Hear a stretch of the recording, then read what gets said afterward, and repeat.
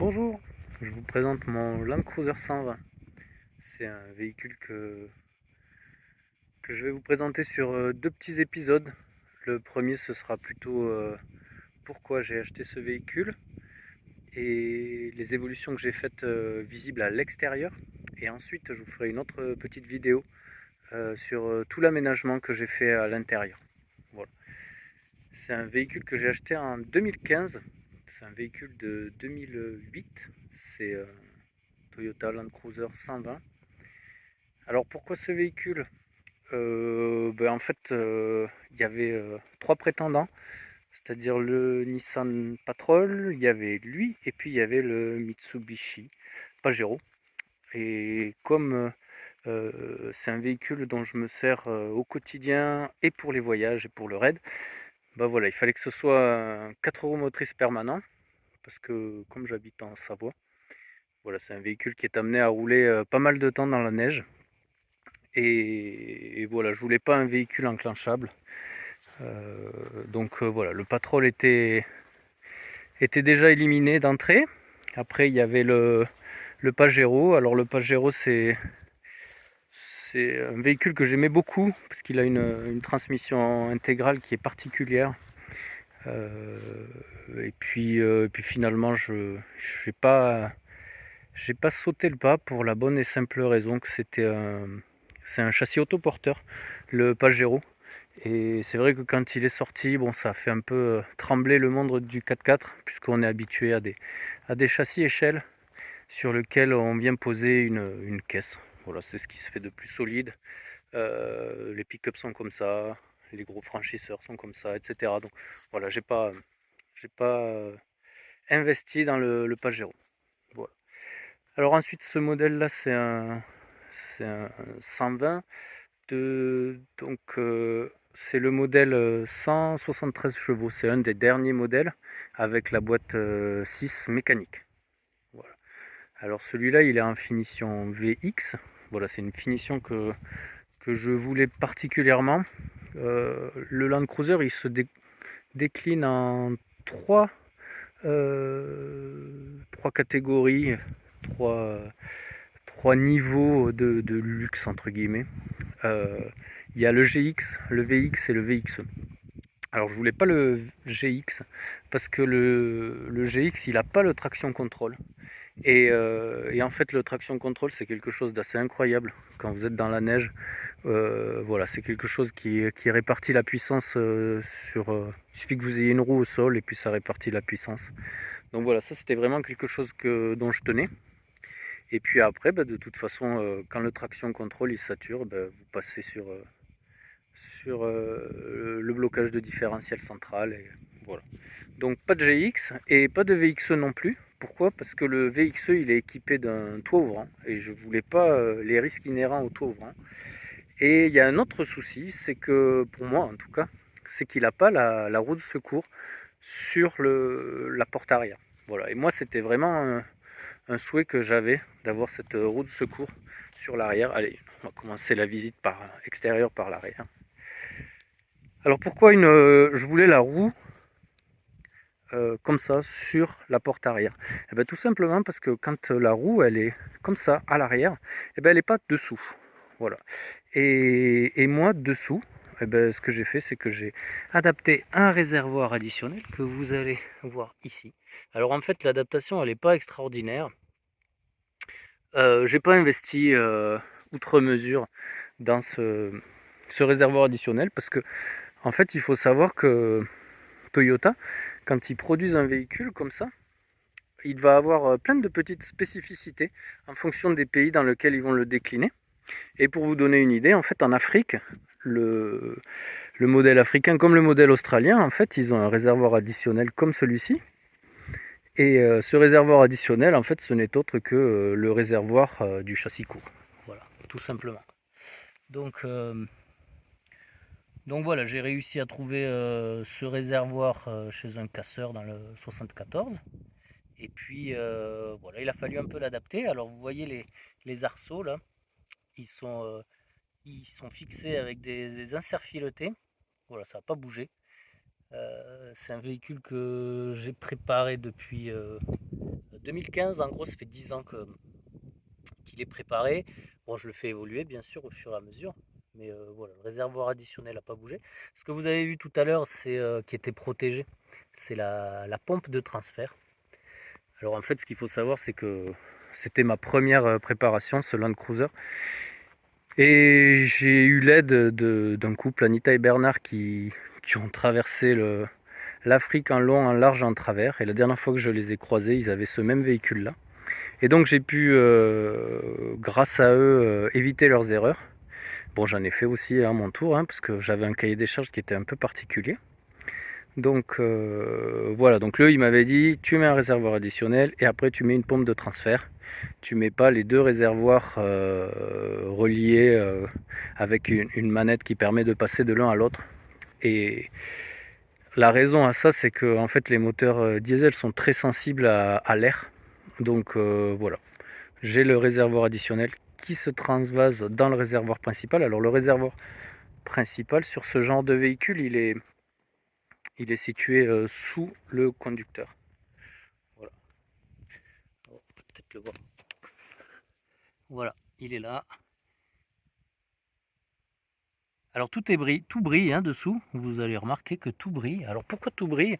Tout simplement parce que quand on vit en Savoie, on a beaucoup de rouille. Et ça c'est vraiment un point à ne pas négliger sur ces véhicules, sur ces types de châssis-là.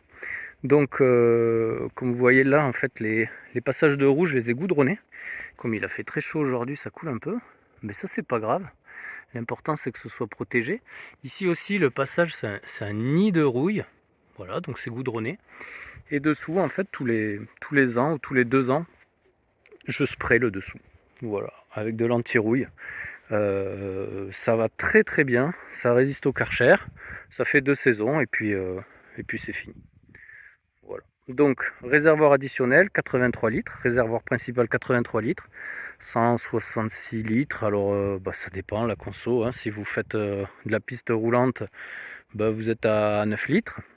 Et puis après, si vous faites du plus engagé, là, ça monte. Ça peut monter à 12-13 litres. Voilà. Surtout si vous utilisez la boîte courte. Là, ça va vraiment beaucoup consommer. Alors ici, en fait, ce qu'on voit, c'est que le véhicule, il est assez sobre. Il est assez sobre parce que, par exemple, je ne voulais pas d'une tente de toit. Il y a plusieurs raisons à ça. La première raison, c'est la consommation. La deuxième raison, c'est que, étant un véhicule que j'utilise au quotidien, je ne voulais pas me faire bloquer sur toutes les barres à 2 mètres là, qu'il y a devant les supermarchés ou devant les parkings, etc. Et puis il y a un autre point qui est important pour moi, c'est qu'en fait, souvent je transporte une petite toile de tente et, quand je bivouaque, des fois je la plante. Ça me permet le matin d'aller faire mes petits raids à droite à gauche, mes petites randonnées avec le véhicule. Et puis quand je reviens, j'ai ma toile de tente qui est déjà installée. Ce que vous ne pouvez pas faire avec une tente de toit, parce que tous les matins il faut la replier. Voilà, donc l'objectif c'est de dormir à l'intérieur. Et en plus c'est un véhicule qui a un chauffage autonome sur le gasoil. Donc voilà, pourquoi faire une tente de toit alors que l'habitacle est chauffé? Donc ça c'est la première raison. Ensuite vous verrez pas de treuil. Alors ça, le treuil, c'est quelque chose qui... On en a beaucoup discuté avec mes amis là, qui ont fait l'Afrique et puis qui après sont partis en Amérique du Sud avec leur véhicule. Pas de treuil pour la bonne et simple raison, c'est que je fais pas assez d'extrême pour ça. C'est un véhicule avec lequel je fais de la piste, plus ou moins engagé. Mais voilà, pour tout ce qui est pour me sortir des bourbiers, quoi que ce soit, j'utilise des plaques que je fixe à l'intérieur là, et puis j'ai une pelle. Et puis de toute façon, comme la plupart du temps je suis seul, quand c'est trop engagé, j'y vais pas, tout simplement. Voilà. Donc, on a vu extérieurement. Alors la seule chose qui est un peu frappante, euh, alors, sur ce véhicule, en fait, c'est la prise d'air, le snorkel. Alors il a une petite particularité, c'est que je voulais pas Je voulais pas la sortie là qui a devant et qui prend toute la flotte quand on roule et qui fait un gros orage. Parce que je me suis dit que le filtre allait ramasser dans la boîte. Du coup, j'ai mis un pré-filtre Donaldson. Voilà, alors là aussi, hésitation entre le petit modèle, le gros modèle. Bon, en tout cas, ça fait bien son office. C'est ce qui surprend le plus les gens. En fait, c'est ce qui attire le plus l'attention sur le véhicule parce que sinon, il est très sobre. Donc voilà, ça c'est bien pratique. C'est un véhicule qui a l'air dans un état neuf, hein. Alors je l'entretiens énormément. Là le toit a été refait parce que la peinture s'en allait. Les jantes ont aussi été refaites parce que les jantes elles résistent très très mal au sel. Voilà, après voilà, c'est les seules évolutions que j'ai faites dès le début en fait, c'est que j'ai mis une suspension Oldman Emu. C'était un pack avec les amortisseurs et les suspensions. Alors ça a été super, ça a vraiment révolutionné la voiture. Pour moi, j'ai gagné énormément en tenue de route, en confort sur la piste. Et bon, après, c'est pas un usage extrême, hein. Comme je vous disais, il n'y aura pas de saut, il n'y aura pas ce genre de choses. Voilà, si vous, avec ce setup-là de suspension, si vous rentrez trop fort, bah, ça va taper, hein. Donc voilà, c'est pas mon programme. C'est un véhicule qui a fait l'Islande. C'est un véhicule avec lequel j'ai été en Russie, en Biélorussie. C'est un véhicule avec lequel j'ai fait la Bulgarie. Donc voilà, des pays de l'Est et du Nord, des pays froids aussi. Voilà, c'est plutôt son programme que les pays chauds. J'ai parlé du réservoir additionnel, j'ai parlé de la suspension, voilà, Oldman Emule assez bas de gamme. Une des premières choses que j'ai fait faire aussi, c'est mettre des radars. Voilà. Alors les radars c'était une mauvaise idée. C'est une mauvaise idée de ma part parce que le radar il va biper que ce soit une branche ou un tronc, il va biper de la même manière. Et en fait, voilà, en 4x4, ce qu'il faut c'est savoir ce qu'il y a devant, c'est savoir ce qu'il y a derrière, surtout quand on est seul. On rentre, on sort 50 fois et puis la 51e on a la flemme et puis c'est là que ça tape. Donc voilà, l'idée, enfin la dernière chose que j'ai faite, c'est installer cette petite chose-là, ce petit détail-là. Voilà, c'est une caméra avant, donc avec l'autoradio qui va avec, hein, bien sûr. Et à l'arrière, c'est pareil. Il y a une caméra arrière. Alors, bon, ça fait le job. Ça, c'est vraiment une révolution pour moi. C'est pour ça que ça a été changé, la protection de roue. Parce qu'en fait, elle incorpore la petite caméra. Voilà. Je sais pas si ça va faire la mise au point. Donc voilà, ça c'est vraiment une révolution pour moi, parce que ça me permet de faire du tout-terrain sans avoir à tout le temps rentrer, sortir du véhicule. Et voilà. Donc je pense que j'ai fait le tour, les caméras, les radars, le snorkel, le réservoir additionnel. Ah oui, petite chose importante, parce qu'en fait il faut le remplir ce réservoir additionnel. Et en fait il faut une goulotte qui remplisse le réservoir principal, le réservoir additionnel. Et comme je vous disais, en fait, sur les modèles Afrique ou australiens, il y a cette goulotte double.